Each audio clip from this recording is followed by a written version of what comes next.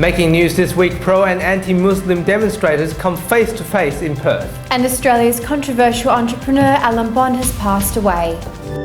This is the Evening News with Ivan Long and Daniel Staniscov. Good evening. Just 2 months after the pro and anti-Muslim rallies were held across Australia, both groups have come to a head in Perth once again. 2 rallies were held in Stirling Gardens. Police have deployed officers to make sure both demonstrations remain peaceful. Helene Fong has our top story tonight. Is it justifiable expectation for migrants to assimilate? Fear of the unknown or outright racism? No, you don't touch me. You're assaulting me. You're not even Australian. Controversy and confrontations ensued when right-wing protest group Reclaim Australia organised an anti-Muslim rally at Stirling Gardens in the city on Saturday. And anti-racism protesters also organised to confront the group. The largest group of people persecuted by ISIS are other Muslims. I am the one who live with these people. Murdered! Not you! Families! Murdered families! I know these people. Some of the 30 or so anti-Muslim protesters claimed that a demonstrator's brother was murdered by ISIS and professed their outrage. While Miranda Wood, spokesperson for United Against Bigotry and Racism, who gathered close to 100 supporters, pleaded a case that there's no room for racism in Australia.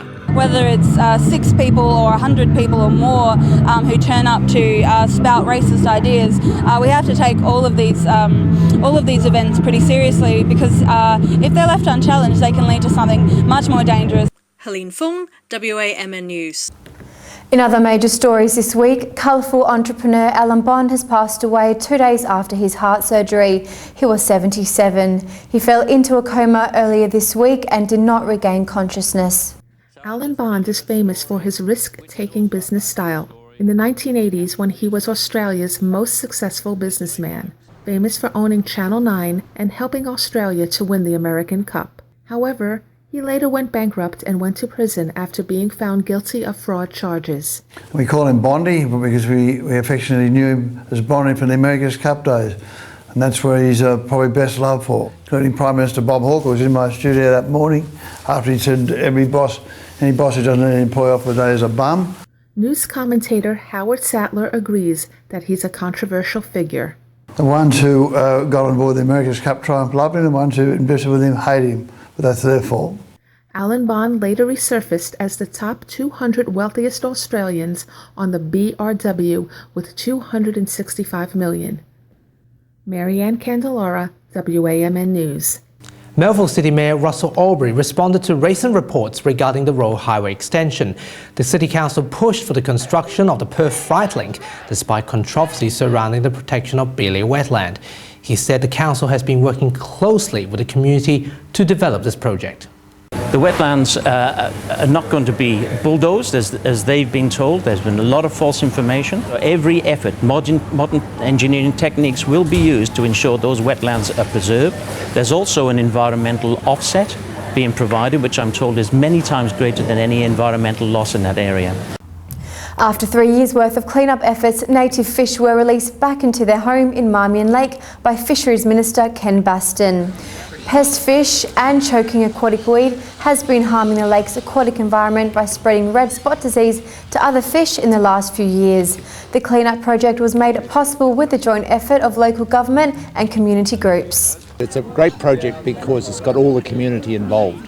It's across departments, fisheries, depot, as well as ag, and of course the community at large and the shire as well, the city, should I say, as well behind it. At least 135,000 citizens commemorated the Tiananmien Square massacre by attending the 26th annual candlelight vigil in Hong Kong's Victoria Park. Asia correspondent Charlie Ju reports.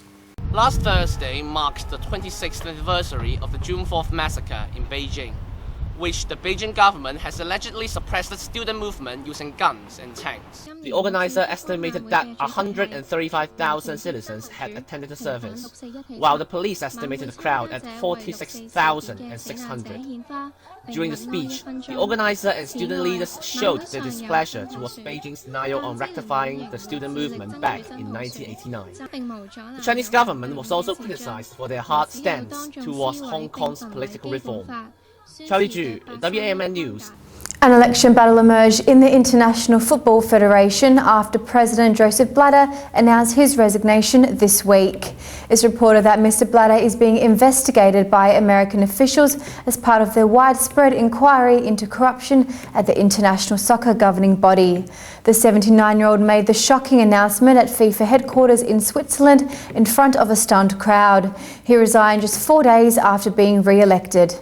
It is going to be held as soon as possible, and a new president will be elected to follow me as the new president. I will continue to exercise my function as president of FIFA until the new elections are going to be held. And those are the stories you need to know this week. With the latest news on our website. Until we see you again next Sunday, good night. Good night.